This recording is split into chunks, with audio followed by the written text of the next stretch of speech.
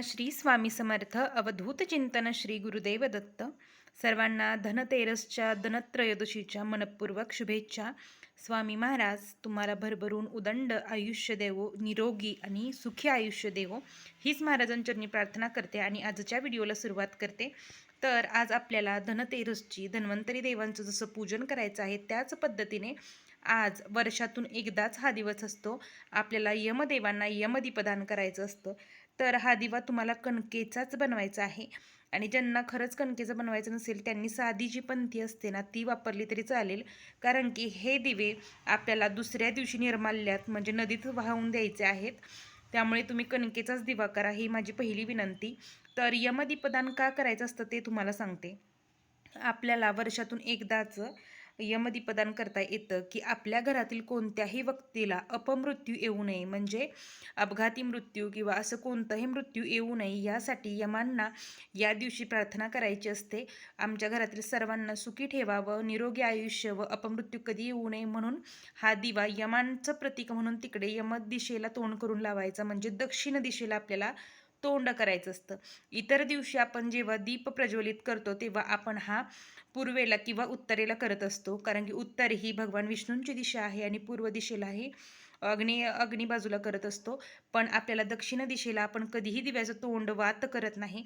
पण आजच्या दिवशी फक्त वर्षातून एकदाच आपल्याला यमदीपदान करताना दक्षिण दिशेला तोंड करायचं आहे आणि हा दिवा जमिनीला स्पर्श करणार नाही असा आपल्याला ठेवायचा आहे. त्यासाठी तुम्ही एखादा कागद घ्या किंवा ताट घ्या, त्याच्यावरती तांदूळ ठेवा. तांदळावरती तुम्हाला तांदूळ पांढरे न ठेवता अक्षदा हळदी कुंकू व्हायचे, मी वाहून घेतलेलं आहे, पण ते दिव्याखाली हळदी कुंकू गेलेलं आहे. त्यानंतर आपल्याला हळदी कुंकू हे दिव्याला सुद्धा लावून घ्यायचं आहे. या पद्धतीने दिव्याला देखील आपल्याला हळदी कुंकू लावून घ्यायचं आहे. आणि हळदी कुंकू लावल्यानंतर आपल्याला धूप दीप दाखवायचा आहे आणि या दिव्याला व आपल्याला फूल वाहून घ्यायचं आहे.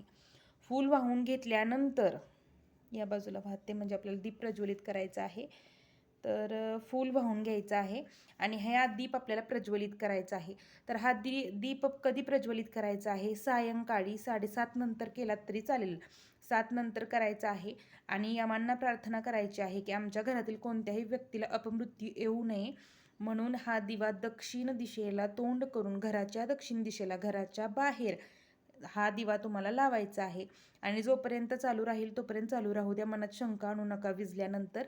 तर तुम्हाला 2 वाती एकत्र करून अशी एक वात बनवायची आहे, ती लावायची आहे आणि हळदी कुंकू धूप दीप फूल व्हायचं आहे. यमांना प्रार्थना करायची आहे की अपमृत्यू कधी होऊन देऊ नका.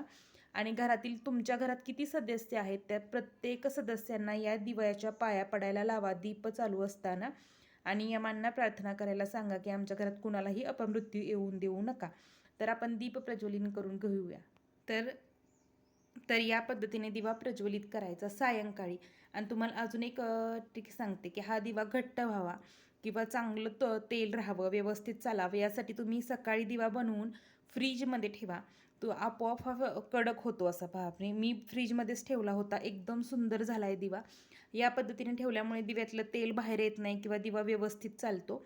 आणि आपल्याला जेव्हा यमदीपदान करणार आहोत तेव्हा यमांना कोणता मंत्र म्हणायचा ते मी सांगते. तुम्हाला स्क्रीनवरही लिहून देईन मी किंवा डिस्क्रिप्शन बॉक्समध्ये देईन.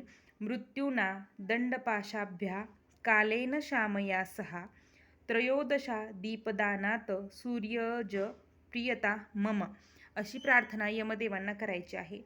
तर हा मंत्र प्रार्थना म्हटल्यानंतर तुम्हाला यमदेवांना नमस्कार करायचा आहे आणि इतर कोणत्याही दिवशी आपण या दिव्याची पूजा करू शकत नाही. फक्त हाच दिवस, आजचाच दिवस आहे की जे आपण दक्षिणेला तोंड करून दिवा ठेवत असतो. ही दिशा धर्माची मानली जाते.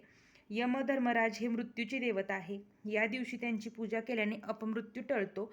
यामागे एक कथा आहे, ती कथा तुम्हाला मी थोडक्यात सांगते. एकदा यमराजाने आपल्या दूतास असा प्रश्न विचारला, काय रे, आजपर्यंत तुम्ही अनेक लोकांचे प्राणहरण केले आहेत, पण हे करीत असताना असा एकदा प्रसंग घडला का की ज्यामुळे तुम्हाला वाईट वाटले, तुम्हालाही दुःख झाले? थोडा विचार करून दूतांनी उत्तर दिले, आठवतो, असा एक प्रसंग आम्हाला आठवतो. धर्मराज म्हणाले, सांगा बरं. दूत म्हणाले, महाराज, पृथ्वीवरील हेमराज नावाच्या राजाच्या मुलाचे प्राणहरण करताना आम्हाला अतिशय दुःख झाले. एवढं दुःख होण्याचं कारण, महाराज, या राजकुमाराचा विवाह 4 दिवसापूर्वीच झाला होता. सगळ्या राज्यात राजवाड्यात केवढा आनंद होता. पण तो आनंद संपण्यात आता राजपुत्राने आपल्या विवाहाचा साजशृंगार उतरवायचा. आताच त्याचे प्राणहरण करण्याची वेळ आमच्यावर आली. नुकत्याच लग्न झालेल्या त्याच्या पत्नीपासून त्याचे प्राणहरण करताना आमचे डोळे ओले झाले. तिचा शोक पाहून आम्हालाही वाईट वाटले. हा प्रसंग ऐकून यमराजालाही वाईट वाटले. त्याच्याही डोळ्यात पाणी आले. तोच दूत पुढे म्हणाला, महाराज कृपा करा आणि पुन्हा असा अपमृत्यूचा प्रसंग कोणावरही येऊ देऊ नका. असे काहीतरी करा.